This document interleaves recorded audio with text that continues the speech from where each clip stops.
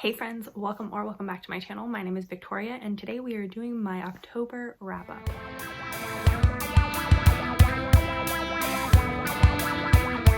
So in the second half of October, I read 11 books, which gave me a grand total for October of 24.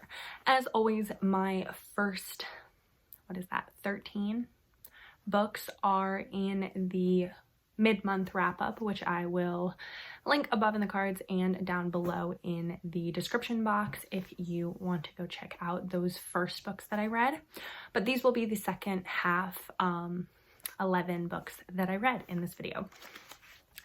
And before we get into those books, I am going to start us off with some statistics. So as I said, a total of 24 books gave me 6,045 pages and 160.5 hours of audiobooks.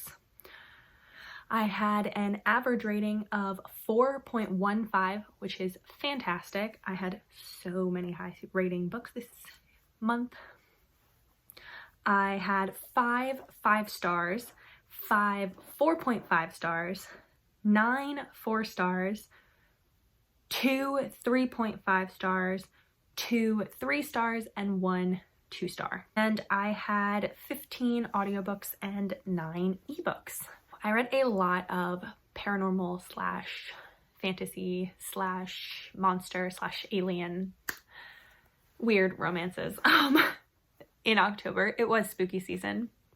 I am still a little bit in that mood, so we might get a couple of more of them in November. So the first 3 books that I read in the second half of October were the 3 books that I read for my alien weird romance reading vlog, which I will link above if you have not seen it. The first one was The Alien's Mail Order Bride by Ruby Dixon.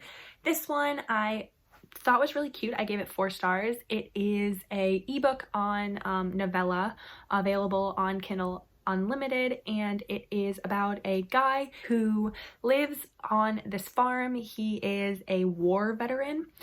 He's disabled. He has like a limp, walks with a limp, and is kind of scarred on his face, and he doesn't really like interacting with people, but he's kind of lonely, and he's like, I kind of need help on my farm. And I'm also kind of lonely, so how about I order a wife? So he goes and like orders a bride, and he wants a bride that's the same species as him so that they can help on his farm, because the women of his species are larger, stronger, all that jazz. So the woman that gets off the train when he goes to pick up his new wife is human, and her name is Nicola. So he's like, I don't want to marry you because you can't help me on my farm. She lives at his house for like 2 weeks while this before this gathering happens, and they develop this friendship and they end up falling for each other, and it's really cute. I really liked I talked about in that vlog how different it was from the other alien romances that I've read, so I enjoyed that one. The next one that I read for that vlog was The Quarry Master by Amanda Milo. I loved this one, gave it 5 stars, so cute. It is quite long, but it is a grumpy sunshine workplace romance where the guy is an alien. There are like multiple different species of alien, like all living together, and also humans living on this planet, and they are all the women like chose to be there. Like they could have gone back to Earth and they chose to stay on the planet, and the aliens are building homes for the humans, and they're building like a location. A lot of the women are mating with the aliens on the planet. They have planted crops for the women to be able to eat food from the human planet. All the aliens really want to learn about Earth, but the book takes place in this rock quarry where they are collecting rocks to build the housing settlement for the humans, and the hero is the Quarry Master. So he is their boss, and he is the grumpiest of grumpy, and the heroine is so sunshiny. She is not afraid of him. She has this like happy larger than life attitude. She does not take shit from anyone. She's like, he is shook by the fact that she is not afraid of him. She is not taken aback by him. She is like just happily whistling and working and all this stuff. And he's confused. But it is the cutest grumpy sunshine workplace. So cute seeing him soften up to her and realize that like he likes the fact that she's sunshiny and he likes this and he's attracted to her. But also having to deal with the fact that he has been damaged by a previous relationship.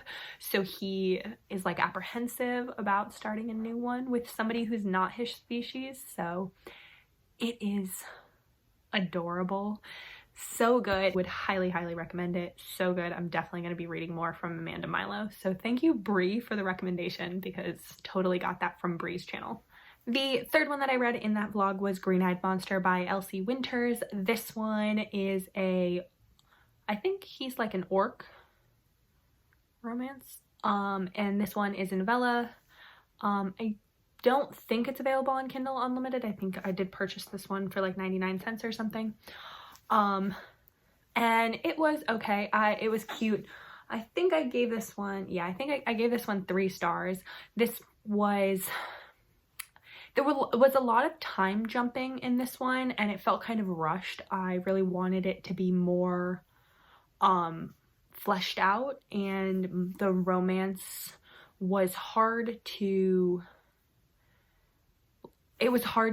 connect to the romance because of how short the book was, because it was like 45 pages, and I didn't feel like I got a full story. Then the next book that I read, I listened to the audiobook on Kindle Read and Listen. So this one is available with on Kindle Unlimited with the audiobook. And it is called Feral Sins by Suzanne Wright. I actually read book 1 and book 2 in this series. Book 1 I gave 4 stars. I really liked these. These are werewolf romances. The whole series is available for Kindle Read and Listen, and it is about, so the first book was about this woman who was a werewolf, grew up as a werewolf, but she was latent, so she couldn't shift, she couldn't transform into a wolf, and her father, who was an alpha, was like incredibly looking down on her. He like just thought she was entirely useless, and it was he wanted her to mate with this horrible man, alpha, so that the packs could join, and she did not want to. He had bitten her against her will, and she was not about it, and she did not want to be with him. She just knew her life would be awful if she was with him. So she makes this deal with this other alpha who is like, we can pretend to be fated mates, so that we can be together and your father won't make you be with him, and then I can have an alliance with your father and you'll be saved from this horrible man, and then we'll be mated for a while. And I really enjoyed this one. I enjoyed it enough to read the second one, but I did find it slightly predictable. I could really know I could tell the ending from like chapter 5. So I enjoyed it, but it was predictable. It was definitely not anything new, werewolf-wise. It felt like something I had read before, but it was enjoyable and I had a good time, and it was the kind of werewolf romance that I wanted for like October. So I gave it 4 stars. Then the next book that I read was Headless by Avita Weiss. This one I gave 2 stars. I don't really understand what I read. I didn't really like it. It was very short. It was like 14 pages. I don't think that I can get a story out of 14 pages. It was Headless Horseman smut, and it was odd. Then the next one that I read was Unhinged by Onley James. This one I listened to the audiobook of it. It had been very, very hyped. A lot of people really, really, really loved this one. And I suffered from high expectations from the amount of people that gave it 5 stars and said it was like amazing and everything. I did not find it amazing. I gave it 3.5 stars. I thought it was very average. I was bored. Sorry. I didn't really care about the romance at all. I was very intrigued by the other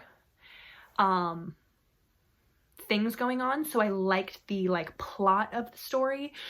I liked the serial killer aspects of it. I like the idea of the doctor, their like father, adopting all of them for this like experiment, and I really wanted to know more about that and get more involved in it. It is a very long, like planned to be a long series, so I am assuming that more of those questions will be answered in the following books, but I really wanted to know more about their family, the family of serial killers, and less about the romance. It felt very insta-lovey to me, in a way that I didn't believe, because he was supposed to be a psychopath. Like, he wasn't supposed to be able to have feelings, I guess, and he just seemed so... I was confused why he was so obsessed with him. And the same thing with I don't even remember the other guy's name. Adam was the guy that's the serial killer, but the other guy, I just didn't really understand why he was so into Adam. And I was slightly confused, a little bit bored, and I just wasn't the biggest fan. That being said, I am intrigued by the second book. I would not say that this made me not want to read the other books in the series. I do.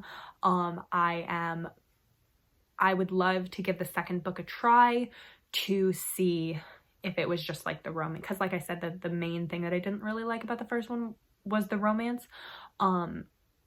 So if I like the romance in the second one better, then I could see myself continuing with the series, but I will, I'm definitely gonna give the second one a try to see if I like it, but not anytime soon. I'm not gonna read the ebook. I will wait until the audiobook comes out of the second one, whenever that happens. So then I read Reckless by Kiki Clark. This is a Motorcycle Club romance. It is about a guy named Tank who's in prison, who starts this pen pal relationship with a guy named CJ, and they chat pen pal style like for the whole time that Tank's in prison. And then when Tank gets out of prison, he goes to find CJ and they start a relationship, and it involves this like super inclusive biker a motorcycle club, which I was like so into. It deals with like a slight kinks. They deal with like voyeurism, and there's a bit of a daddy kink. They really like, not only do they like watching other people, they like to be watched. They have like an adjoining door bathroom with one of the other guys in the motorcycle club, whose name I can't remember, but his book comes next, and I'm excited about his book. I think his name is Six, and he gets off on watching them, and they get off on him on being watched. So they like will leave the bathroom door open whenever they want Six to come in and watch, and I really enjoyed that. I thought it was great. Gave it 4 stars. Didn't love it as much as Kiki Clark's other books, but I'm incredibly intrigued by Six and am excited for his book. And I loved the idea of the like all-inclusive motorcycle club. Then I read Trust Falling for You by Cherish Reed. This is a shorter book. It is about 150 pages. I listened to the audiobook through my library, and this one is a workplace retreat. So they are sort of rivals at work. They don't super get along. They're very different. One of them is very chaotic. The other one's very like straight-laced and organized. But they're both professors at this college, and in their department, they go on this like retreat to like gain teamwork, learn teamwork and everything. And they end up having to share a cabin, and they end up falling in love. And I give it 3.5 stars. Then I read The Beast by Katie Robert. I cannot believe I haven't read The Beast yet. I can't believe I haven't finished the Wick and Villain series. I love Katie Robert, and I want to read every single thing she's ever written. But I read The Beast by Katie Robert, really, really loved it. This is a Beauty and the Beast-ish retelling, and it is the best love triangle ever.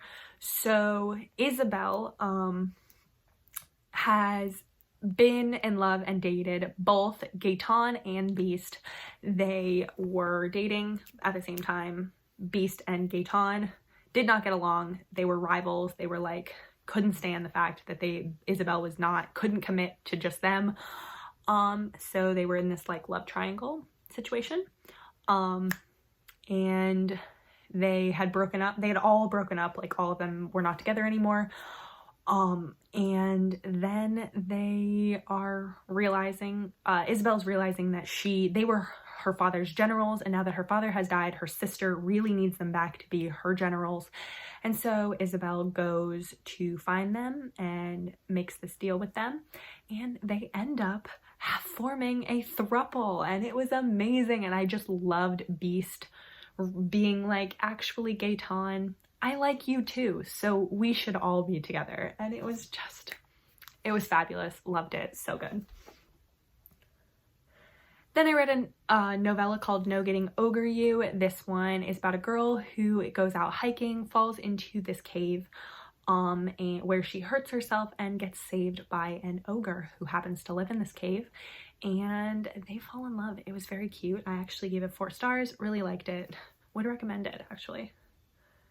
Then I read the second one to Feral Sins. Like I had mentioned before, I read book 1 and book 2. This is book 2. This one is called Wicked Cravings by Suzanne Wright, and I loved this one. Gave it 5 stars, actually. This one was a sort of like childhood crush situation. So Jamie, I think her name is Jamie. Yeah, Jamie had been into Dante for like her whole life, and when he left their pack, she was like crushed, heartbroken, all this shit. And now that they've like become part of the same pack again, she still likes him, and she is confronted with the idea that she still likes him, and she is damaged. She has a lot going on internally, like with her wolf. She's like fighting with her wolf, and Dante doesn't want her because he thinks she's a submissive wolf, not an alpha wolf. He really wants somebody that's as dominant as he is and that is as powerful as he is, and he doesn't want to be with a submissive wolf. And Jamie's really crushed by that because she is really wants to be with him. But for some reason, even though Dante has decided that he only wants to be with a dominant wolf, he's not attracted to submissive wolves, he is incredibly attracted to Jamie, and he is trying to not be with her because he doesn't want to be with anyone in his pack. He is the beta of the pack. He has a lot of responsibilities, and he believes that being with a woman will cause the woman to want him to give up his responsibilities, and he doesn't want to do that. I really, really enjoyed it. Gave it 5 stars. Then the last book that I read in the second half of October was Blame It on the Champagne by Fiona Cole. I listened to this audiobook.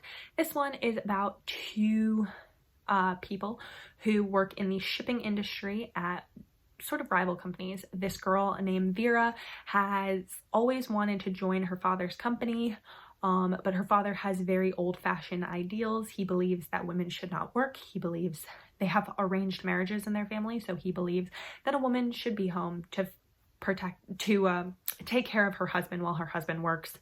And she has known since she was a child that she was going to be in an arranged marriage, and she has always been under the comfort that her parents would choose somebody good for her, and that she will fall in love with them eventually, like her parents did. But her mom has died, and it's time for her dad to choose who she's gonna marry, and he picks a horrible, horrible man who assaults her. And she is so upset. She runs home to her dad to tell him, and she's like, she can't believe the fact that her father, who she loves, who she thinks will protect her, could want her to be with a horrible person. She's like, there's no way he knows that he's terrible. And her father doesn't give a crap. And her father's like, you're just making shit up, basically. And so she's devastated. She gets really drunk. She goes to this company that she's been secretly working at against her father's wishes as like an assistant to get her stuff back, like at nighttime. And she sees her boss there, who she's had this like weird flirting relationship with, and her boss finds out that she's supposed to be in this relationship. Her boss finds out her real last name, because she had been lying about her last name, and her boss is like, hey, marry me instead. And he has his own ulterior motives for wanting to get married, but she's like, I got no better option, let's get married. So they have this marriage of convenience, and it was okay. I was bored. I didn't love the way it was resolved, like the conflicts and everything.